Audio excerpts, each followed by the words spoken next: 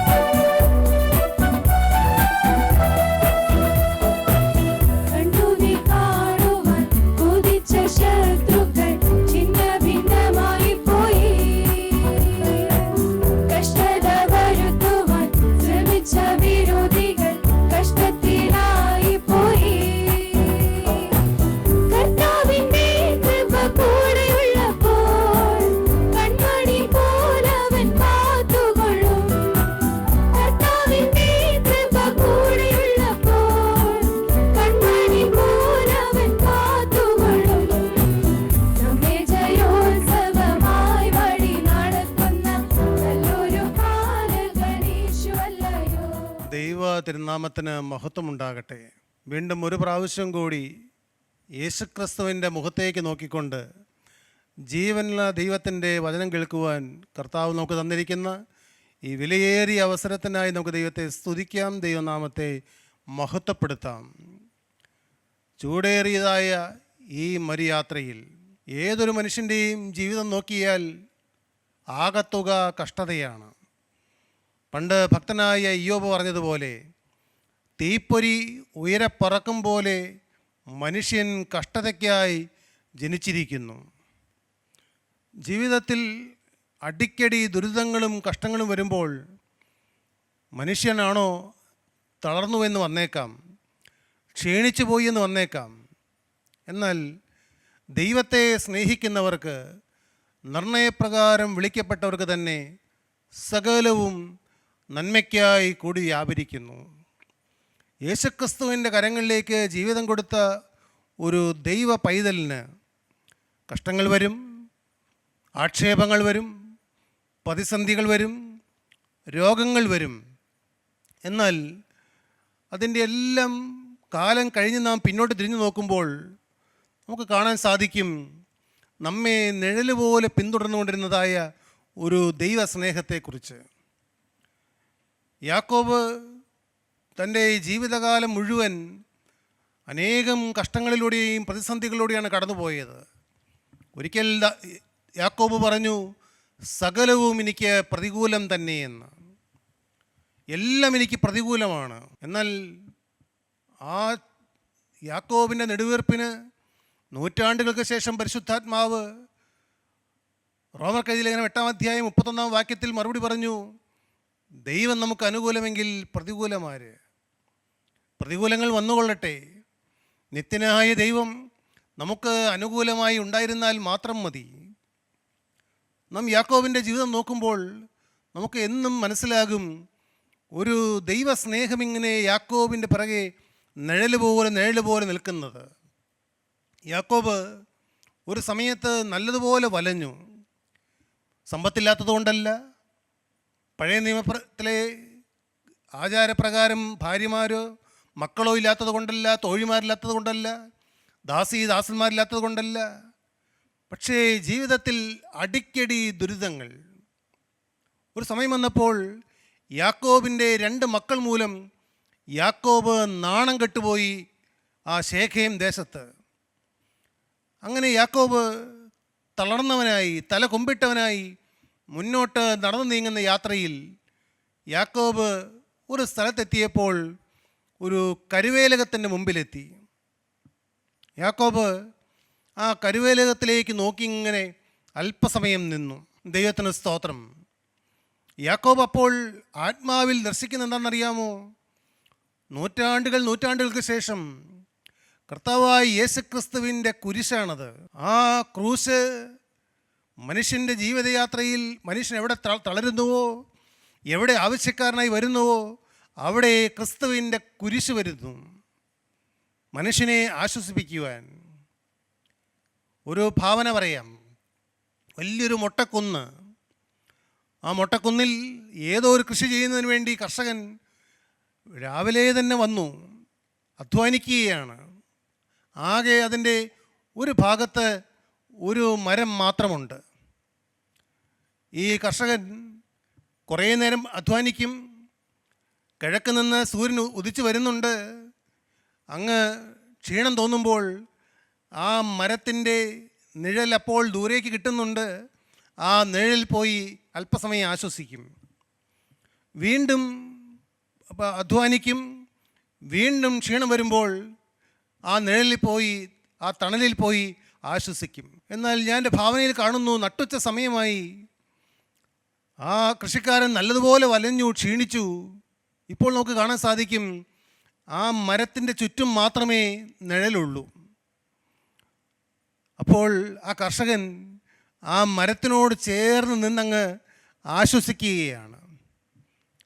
നിങ്ങൾക്ക് ഇതിൻ്റെ അർത്ഥം മനസ്സിലായി കാണുമെന്ന് ഞാൻ വിചാരിക്കട്ടെ. ജീവിതത്തിൽ ചെറിയ ചെറിയ പ്രയാസങ്ങളും ദുഃഖങ്ങളെല്ലാം വരുമ്പോൾ നാം ക്രിസ്തുവിനെ അങ്ങ് ദൂരെ നിന്ന് അനുഗമിക്കുന്നവരാണ്. എന്നാൽ ചില സമയങ്ങൾ വരുമ്പോൾ ക്രിസ്തുവിനെ അള്ളിപ്പിടിക്കാതെ നമുക്ക് മുന്നോട്ട് പോകാൻ പറ്റാത്തതായ ചില സാഹചര്യങ്ങൾ വരും. ഞാൻ ഈ ശുശ്രൂഷയ്ക്ക് ഇങ്ങോട്ട് പോരുന്ന സമയത്ത് ഒരു കാര്യം ഓർത്തപ്പോൾ ഞാൻ ഓർത്തു, എൻ്റെ കർത്താവേ, ഒന്നു മാറി എപ്പോഴും ക്രിസ്തുവിനെ അള്ളിപ്പിടിക്കാനും ഉള്ളതായ, പ്രാർത്ഥിക്കാനുള്ളതായ അനേകം കാര്യങ്ങൾ ജീവിതത്തിൽ വരുന്നുണ്ടല്ലോ എന്ന്.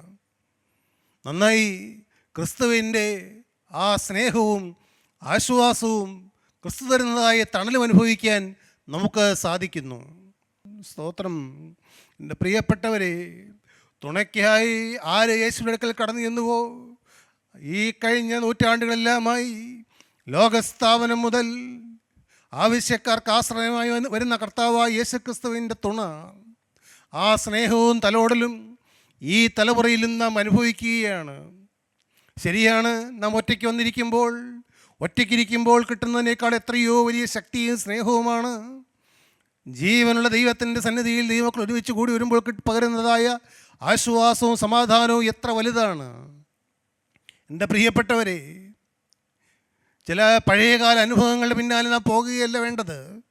സജീവമായ യാഥാർത്ഥ്യങ്ങൾ നമ്മുടെ ജീവിതത്തിൽ എപ്പോഴും ഉണ്ടായിരിക്കണം. ഞാൻ കഴിഞ്ഞ ദിവസം എവിടെയോ വായിച്ചു, ഇവിടെ ഒരു വലിയൊരു തീപ്പന്തത്തിൻ്റെ ഒരു പടം വച്ചിരിക്കുന്നു. തീപ്പന്തമിനെ കത്തി നിൽക്കുന്നതായ പടം.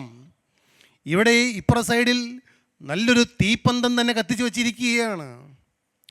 ആ തീപ്പന്തത്തിൻ്റെ പടത്തിൻ്റെ അരികിൽ വന്ന് നിന്നാൽ നമുക്കെന്തെങ്കിലും ചൂട് ലഭിക്കുമോ?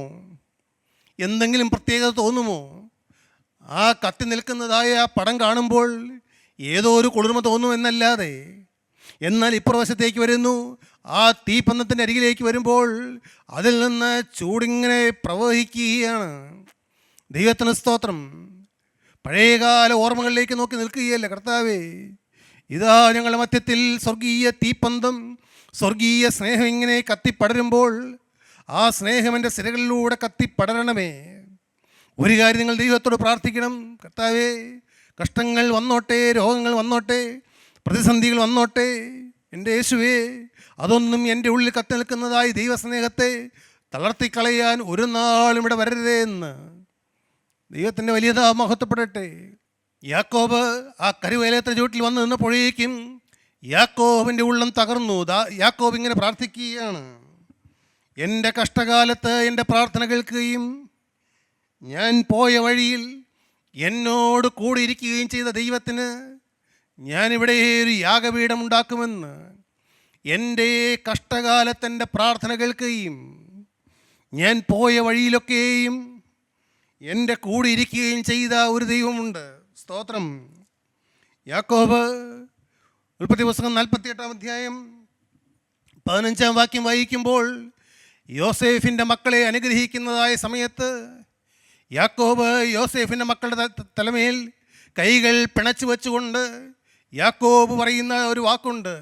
ദൈവത്തിന് സ്തോത്രം. 130 വയസ്സ് വരെയും ജീവിച്ച യാക്കോബ് തൻ്റെ കഴിഞ്ഞ കാലങ്ങളിലേക്ക് നോക്കിക്കൊണ്ട് ദൈവത്തെ സ്തുതിച്ചുകൊണ്ട് പറയുകയാണ്: എൻ്റെ പിതാക്കന്മാരായ അബ്രഹാം ഇസ്ഹാക്കും ഭജിച്ചു പോകുന്ന ദൈവം, ഞാൻ ജനിച്ച നാൾ മുതൽ ഇന്ന് വരെയും എന്നെ പുലർത്തിയിരിക്കുന്ന ദൈവം, എന്നെ സകല ദോഷങ്ങളിൽ നിന്നും വിടുവിച്ച ദൈവത്തിൻ്റെ ദൂതൻ. പ്രിയപ്പെട്ടവരെ, ഞാൻ ജനിച്ച നാൾ മുതൽ എന്നെ പുലർത്തിയ ഒരു ദൈവമുണ്ട്. എന്നെ സകല ദോഷങ്ങളിൽ നിന്നും വിടുവിച്ച ഒരു ദൈവമുണ്ട്. എൻ്റെ പ്രിയപ്പെട്ടവരെ, ഞാനും ഇത് പറയുമ്പോൾ എൻ്റെ ഉള്ളവും നന്ദി കൊണ്ട് നിറഞ്ഞാണ് ഞാൻ നിൽക്കുന്നത്. യാക്കോബ് ഓർക്കുന്നു, അന്ന് അമ്മയുടെ ഗർഭപാത്രത്തിങ്കൽ ആ ജ്യേഷ്ഠനായ ഏശാവിൻ്റെ കുതികാൽ പിടിച്ചുകൊണ്ട് യാക്കോബ് പുറത്ത് വന്നതാണ്. അന്നു മുതൽ ഈ 130 വയസ്സ് വരെയും ജീവിതത്തിൻ്റെ ഓരോ വഴികളിലേക്ക് യാക്കോബ് നോക്കുകയാണ്. ഏതെല്ലാം പാളിച്ചകൾ പറ്റി, ഏതെല്ലാം വഴികളിലൂടെ കടന്നുപോയി, ദൈവത്തെ മറന്നുപോയ 20 കൊല്ലക്കാലങ്ങൾ. കുറേ സമ്പാദിക്കുകയൊക്കെ ചെയ്തു, പക്ഷേ ഹൃദയത്തിൽ സ്വസ്ഥതയില്ല. പ്രിയപ്പെട്ട സഹോദരീ സഹോദരന്മാരെ, ഒരു കാലത്ത് ദൈവത്തിൻ്റെ വചനം കേട്ട് ദൈവത്തോട് സമർപ്പണം പറഞ്ഞിറങ്ങി പുറപ്പെട്ട ദൈവത്തിൻ്റെ പൈതലെ, നീ ഈ ലോകത്ത് പലതും നേടിയെന്ന് വന്നേക്കാം, വിദ്യാഭ്യാസം നേടിയെന്ന് വന്നേക്കാം, നല്ല വിവാഹങ്ങൾ നേടിയെന്ന് വന്നേക്കാം, നിനക്ക് കുഞ്ഞുങ്ങൾ ജനിച്ചു എന്ന് വന്നേക്കാം, സമ്പത്ത് നേടിയെന്ന് വന്നേക്കാം. പക്ഷേ നിൻ്റെ ഹൃദയത്തിൻ്റെ അന്തരാളത്തിൽ നീ തള്ളിക്കളഞ്ഞതായ ദൈവത്തിൻ്റെ സ്നേഹത്തിൻ്റെ ആ വേദന നിന്നെ പിന്തുടരുന്നത് ഈ വാക്കുകളെ കേൾക്കുമ്പോൾ അറിയുന്നുണ്ടോ? നല്ലതാണ്, ആ വേദന നല്ലതാണ്. ഈ ലോകത്തിലെ ഒന്നിലും സമാധാനം കിട്ടാതെ, ഈ ലോകത്തിലെ ഒന്നിലും ആശ്വാസം കണ്ടെത്താതെ എൻ്റെ അന്തരാത്മാവിൻ്റെ വേദന കേൾക്കാനിടയാകുന്നത് ഭാഗ്യമാണ്. ദൈവത്തിന് സ്തോത്രം. യാക്കോബ് 20 കൊല്ലം കഴിയാറായപ്പോൾ യാക്കോബിനോട് ദൈവം ഇടപെടുകയാണ്: യാക്കോബേ, മതി, നിർത്തുക, നിൻ്റെ ജീവിതയാത്ര ഇവിടെ നിർത്തുക, നീ മടങ്ങിപ്പോകുക. എങ്ങോട്ടാണെന്നറിയാമോ? നീ ബേഥേലിലേക്ക് മടങ്ങിപ്പോകുക. ബേഥേൽ എന്ന് കേട്ടപ്പോഴേക്ക് യാക്കോബിൻ്റെ ഉള്ളിൽ തീ കത്താൻ തുടങ്ങി. ഏതാണ് ഈ ബേഥേൽ? അന്ന് രാവിലെ അമ്മ വിളിച്ചിട്ട് യാക്കോബ് പറഞ്ഞു: മോനെ, നീ അതിവേഗം 600 മൈൽ ദൂരെയുള്ളതായ എൻ്റെ ആങ്ങളുടെ വീട്ടിലേക്ക്, ലാവാൻ്റെ വീട്ടിലേക്ക് ഓടിപ്പോയിക്കൊള്ളൂ. കാരണം നിൻ്റെ ചേട്ടൻ ഏശാവ് നിന്നെ കൊല്ലാൻ നോക്കുകയാണ്. എനിക്ക് 2 മക്കൾ ഒരുമിച്ച് നഷ്ടപ്പെടുന്നത് എന്തിനാണ്? അമ്മ അല്പം ആഹാരം കൊടുത്തു വിട്ടു. യാക്കോബ് ആ ബേർശേബ മരുഭൂമിയിലൂടെ മുന്നോട്ട് കുതിച്ചോടുകയാണ്. കാരണം സൂര്യൻ അസ്തമിക്കുന്നതിന് മുമ്പ് അക്കരെ എത്തണം. ഒരു ദിവസം കൊണ്ടൊന്നും എത്തില്ല. ഇടയ്ക്കിടയ്ക്ക് തിരിഞ്ഞ് നോക്കുന്നുണ്ട് ചേട്ടൻ വരുന്നുണ്ടോ എന്ന്. എന്നാൽ ഉൽപ്പത്തി പുസ്തകം 22-ാം അധ്യായം 10-ാം വാക്യം, യാക്കോബ് ആ ഒരു സ്ഥലത്തെത്തിയപ്പോൾ സൂര്യൻ അസ്തമിച്ചു. പ്രിയപ്പെട്ടവരെ, ഒരു സ്ഥലത്ത് വന്നപ്പോൾ സൂര്യൻ അസ്തമിച്ചു. ഏതാണ് ആ സ്ഥലം? നിങ്ങളുടെ ജീവിതത്തിൽ ഏതാണ് ആ സ്ഥലം? തലയിൽ കത്തി ജ്വലിച്ചു നിന്നതായ സൂര്യൻ, ഹൃദയത്തിൽ കത്തി നിന്നതായ സൂര്യൻ, യേശുക്രിസ്തുവിന്റെ സ്നേഹം കത്തി ജ്വലിച്ചു നിന്നതായ കാലങ്ങൾ. എന്നാൽ ഒരു സ്ഥലത്ത് വന്നപ്പോൾ സൂര്യൻ അസ്തമിച്ചു പോയി. എൻ്റെ പ്രിയപ്പെട്ടവരെ, ഇന്ന് ദൈവത്തിൻ്റെ വചനം നിങ്ങൾ കേട്ടുകൊണ്ടിരിക്കുമ്പോൾ, ഞാനും പറഞ്ഞുകൊണ്ടിരിക്കുമ്പോൾ ദൈവത്തിൻ്റെ സ്നേഹം നമ്മിലേക്ക് പകരട്ടെ. മകനെ, ഒരു കാലത്ത് നിൻ്റെ ഹൃദയത്തിലുണ്ടായിരുന്ന സ്നേഹം നീ ഒരു സ്ഥലത്ത് വെച്ച് നഷ്ടപ്പെടുത്തി കളഞ്ഞു. തീയിലേക്ക് പച്ചവെള്ളം കോരി ഒഴിക്കുന്നത് പോലെ എല്ലാം കെടുത്തിക്കളഞ്ഞു. നീ ഇന്ന് നിരാശനാണ്. നിൻ്റെ മുഖം വാടിയാണ് ഇരിക്കുന്നത്. നിൻ്റെ ഹൃദയത്തിൽ സന്തോഷമില്ല. നിൻ്റെ ഹൃദയത്തിൽ സ്തുതിയുടെ പാട്ടില്ല. നിൻ്റെ ഹൃദയം തകർന്നിട്ട് എത്ര നാളായി? എൻ്റെ മാന്യ സ്നേഹിതരെ, മാന്യ സഹോദരി സഹോദരന്മാരെ, ചോദിക്കട്ടെ, നിങ്ങളുടെ ഹൃദയം തകരുന്നുണ്ടോ? നിങ്ങൾ ഇന്നും രഹസ്യഭാവങ്ങളിൽ ജീവിക്കുന്ന വ്യക്തിയാണെങ്കിൽ നിങ്ങളുടെ ഹൃദയം നാൾതോറും കഠിനപ്പെട്ടുകൊണ്ടിരിക്കും. നിങ്ങളെ ഇങ്ങ് വിളിച്ചിട്ട് നിങ്ങളോട് വ്യക്തിപരമായി ഒന്നും പറയുന്നില്ല, പക്ഷേ എല്ലാവരും ദൈവം കണ്ടുകൊണ്ടിരിക്കുന്നുണ്ട്. രാത്രിയുടെ യാമങ്ങളിൽ മൊബൈലിൽ കൂടിയും അല്ലെങ്കിൽ സോഷ്യൽ മീഡിയയിലൂടെയും നീ തിരയുന്നതും നീ നോക്കുന്നതും നീ കാണുന്നതും നീ രസിക്കുന്നതും നീ ചിന്തിക്കുന്നതും നിൻ്റെ വികാരത്തിലൂടെയും വിചാരത്തിലൂടെയും കടന്നു പോകുന്നതെല്ലാം കണ്ടുകൊണ്ട് വേദന നിൽക്കുന്നൊരു ദൈവമുണ്ട്. എൻ്റെ പ്രിയപ്പെട്ടവരെ, കുഴപ്പമില്ല എന്നാണ് ചിന്തിക്കുന്നത്. എന്നാൽ ദൈവത്തിന് സ്തോത്രം, ഈ കളിമണ്ണ് സൂര്യപ്രകാശം ഏൽക്കുന്തോറും ഇങ്ങനെ കടുകട്ടിയായി വരുന്നത് പോലെ സൂര്യപ്രകാശം വരുന്നുണ്ട്, ദൈവത്തിൻ്റെ വചനം വരുന്നുണ്ട്, പക്ഷേ ഹൃദയം കഠിനപ്പെട്ടു പോകുന്നു. ദൈവത്തിൻ്റെ സ്തോത്രം, ഇന്ന് നിങ്ങൾ അവൻ്റെ ശബ്ദം കേൾക്കുന്നുവെങ്കിൽ മരുഭൂമിയിൽ മസ്സാ നാളിനെ പോലെ നിങ്ങളുടെ ഹൃദയത്തെ കഠിനമാക്കരുത് എന്ന് 95-ാം സങ്കീർത്തനത്തിൽ വാക്യമുണ്ട്. ഇന്ന് നിങ്ങൾ അവൻ്റെ ശബ്ദം കേൾക്കുന്നുവെങ്കിൽ, ഹല്ലേലൂയ, ദൈവത്തിൻ്റെ സ്തോത്രം. ഞാനും പറയട്ടെ, എൻ്റെ പേര് ഡാനിയേൽ എന്നാണ്, മിസ്റ്റർ ഡാനിയേൽ. നീ ദൈവത്തിൻ്റെ വചനം പറഞ്ഞുകൊണ്ടിരിക്കുന്നു, എന്നാൽ ഇത് ദൈവത്തിൻ്റെ ശബ്ദമാണ്, ദൈവത്തിൻ്റെ വചനമാണ്. ഈ വചനം കേട്ടുകൊണ്ടിരിക്കുമ്പോൾ മരുഭൂമിയിൽ എന്ന പോലെ മസാനാളിൽ എന്ന പോലെ നിൻ്റെ ഈ ഹൃദയം കഠിനമാക്കരുത്.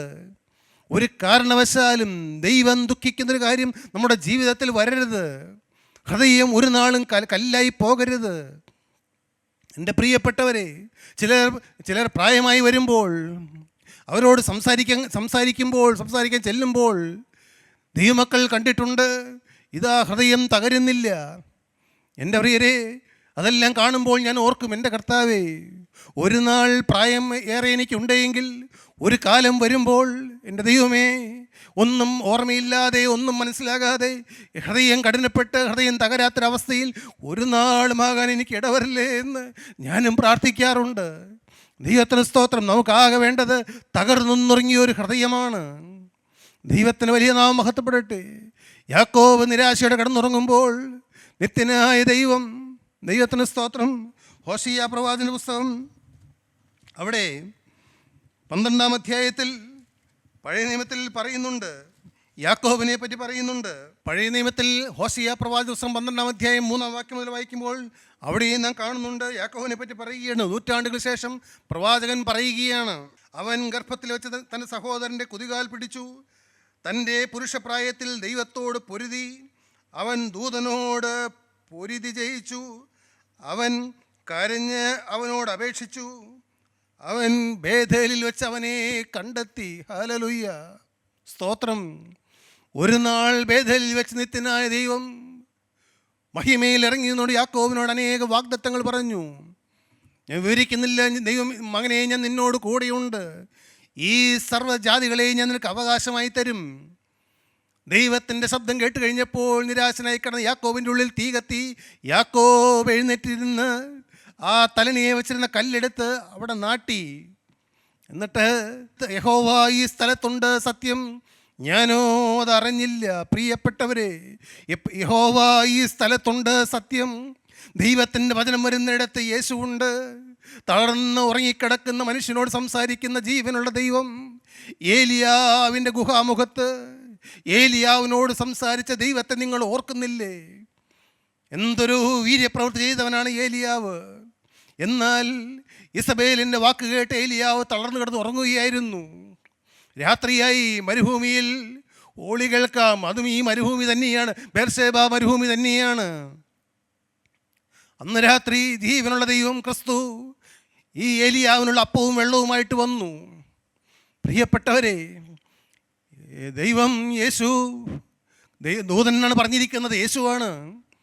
ഉറങ്ങിക്കിടക്കുന്ന ഏലിയാവിൻ്റെ മുഖത്തേക്ക് നോക്കി, എൻ്റെ പ്രിയപ്പെട്ട മകൻ തളർന്നു പോയല്ലോ. 2015 ഒരു ഒക്ടോബർ മാസത്തിലൊരു ദിവസം ഞാൻ കരഞ്ഞ് തളർന്നത് ഉറങ്ങിയത് ഓർക്കുന്നുണ്ട്. അന്ന് യേശു ക്രിസ്തു എൻ്റെ അരികിലേക്ക് കടന്നു വന്നു. മയങ്ങിക്കിടന്ന് തളർന്നു കിടന്ന് എൻ്റെ തലമുടിയിലൂടെ യേശു ക്രിസ്തു തലോടിയത് ഞാൻ ഓർക്കുന്നുണ്ട്. ഏലിയാവിൻ്റെ മുടി തലോടി അവൻ്റെ മുഖത്തെ വാത്സല്യിച്ച് എന്നിട്ട് ഏലിയാവിനെ തട്ടി ഉണർത്തി. ദൈവത്തിന് സ്തോത്രം. സാധു കൊച്ചുകുഞ്ഞുപദേശി പ്രകാരം പാടും, ദുഃഖിതനായോടിപ്പോയി ഞാൻ മരുഭൂവിൽ കിടന്നാലും, ദുഃഖിതനായോടിപ്പോയി ഞാൻ മരുഭൂവിൽ കിടന്നാലും, എന്നെ ഓർത്തു ദൈവദൂത വന്നിടും. ഏറ്റവും സ്നേഹച്ചൂടോടപ്പവുമായി വന്നിടും. സ്നേഹച്ചൂടുള്ള അപ്പം ഏതാണ്? ദൈവത്തിൻ്റെ വചനമാണ്. ഏലിയാവിനെ ബേർശേബ മരുഭൂമിയിൽ തട്ടി ഉണർത്തി, യാക്കോബിനെ തട്ടി ഉണർത്തി. ആ യാക്കോബ് ഇപ്പോൾ 20 കൊല്ലങ്ങൾക്കപ്പുറത്ത് യാക്കോബ് തളർന്ന് കിടന്നുറങ്ങുകയാണ്. എന്നാൽ യാക്കോബിനെ ദൈവം വിളിച്ച് യാക്കോബിനെ ഓർമ്മപ്പെടുത്തുകയാണ്, മകനെ, നീ വീണ്ടും ബേഥേലിനെ കണ്ടെത്തേണ്ട സമയമായിരിക്കുന്നു. ദൈവത്തിന് സ്തോത്രം. നാം യെശയ്യാ പ്രവാചകന്റെ പുസ്തകം 41-ാം അധ്യായം 8-ാം വാക്യം, 41-ാം അധ്യായം 14-ാം വാക്യം, 43-ാം അധ്യായം 1-ാം വാക്യം, 44-ാം അധ്യായം 1-ാം വാക്യം, ഈ വാക്യങ്ങളൊക്കെ വഹിക്കുകയാണെങ്കിൽ യാക്കോബിനോടുള്ള ദൈവത്തിൻ്റെ അരുളപ്പാടുകൾ കേൾക്കാൻ സാധിക്കും. യാക്കോബേ, നീ ഭയപ്പെടേണ്ട, നീ ഭ്രമിച്ചു നോക്കേണ്ട, ഞാൻ നിൻ്റെ ദൈവമാകുന്നു. യാക്കോബിനോട് ദൈവം സംസാരിക്കുകയാണ്, യാക്കോബിനെ ദൈവം ഉണർത്തുകയാണ്. അന്ന് 20 കൊല്ലക്കാലം കഴിഞ്ഞപ്പോൾ യാക്കോബിനോട് ദൈവം പറഞ്ഞു, നീ സമർപ്പണം പറഞ്ഞതായ ബേഥേലിലെ ദൈവമാകുന്നു ഞാൻ. ഉൽപ്പത്തി പുസ്തകം 31-ാം അധ്യായം 3-ാം വാക്യം, യാക്കോബിനോട് ദൈവം സംസാരിക്കുകയാണ്, യാക്കോബിനെ തടഞ്ഞു നിർത്തി സംസാരിക്കുകയാണ്. അപ്പോൾ യഹോവ യാക്കോബിനോട്, നിന്റെ പിതാക്കന്മാരുടെ ദേശത്തേക്കും നിന്റെ ചാർച്ചക്കാരുടെ അടുക്കിലേക്കും മടങ്ങിപ്പോക, ഞാൻ നിന്നോട് കൂടിയിരിക്കുമെന്ന് അരുളി ചെയ്തു. യാക്കോബിനോട് പറഞ്ഞു, യാക്കോബേ, നീ മടങ്ങിപ്പോയിക്കൊള്ളുക. നിന്നെ വിളിച്ചത് ഈ വഴിക്കല്ല, നിനക്കൊരു വിളിയുണ്ട്. നിന്റെ പേരിപ്പോൾ യാക്കോബ് എന്നാണ്. എന്നാൽ നിന്നെ ജനസഹസ്രങ്ങൾക്ക് പിതാവായി ഞാൻ കണ്ടതാണ്. നിന്റെ ഇപ്പോഴത്തെ ജീവിതം കൊണ്ട് നിനക്കതാകാൻ സാധിക്കുകയില്ല. യാക്കോബ് മടങ്ങിപ്പോകാൻ തുടങ്ങി. ഞാൻ ഒത്തിരിയേറെ വിശദീകരിക്കേണ്ടതുണ്ട്, എന്നാൽ ഇവിടെ പയ്യെ ചുരുക്കുകയാണ്. 32-ാം അധ്യായത്തിൽ യാക്കോബ് തനിക്കുള്ളതിനൊക്കെയും യാബോക്ക് കടവിൻ്റെ അക്കരെ കടത്തിയ ശേഷം യാക്കോബ് തനിയെ ശേഷിച്ചു. ജീവനുള്ള ദൈവം യാക്കോബിനെ രൂപാന്തരപ്പെടുത്തുന്നതിന് വേണ്ടി യാബോക്ക് കടവിലേക്ക് ഇറങ്ങി വരികയാണ്, യാക്കോബിനോട് സംസാരിക്കുകയാണ്. നമ്മുടെ വേദപുസ്തകം വായിക്കുന്നത്, ഒരു ദൂതൻ യാക്കോബിനോട് മല്ല് പിടിച്ചു. പ്രിയപ്പെട്ട സഹോദരീ സഹോദരന്മാരെ, ദൈവം നിങ്ങളോട് മല്ല് പിടിക്കും നിങ്ങൾ അറിയാറുണ്ടോ?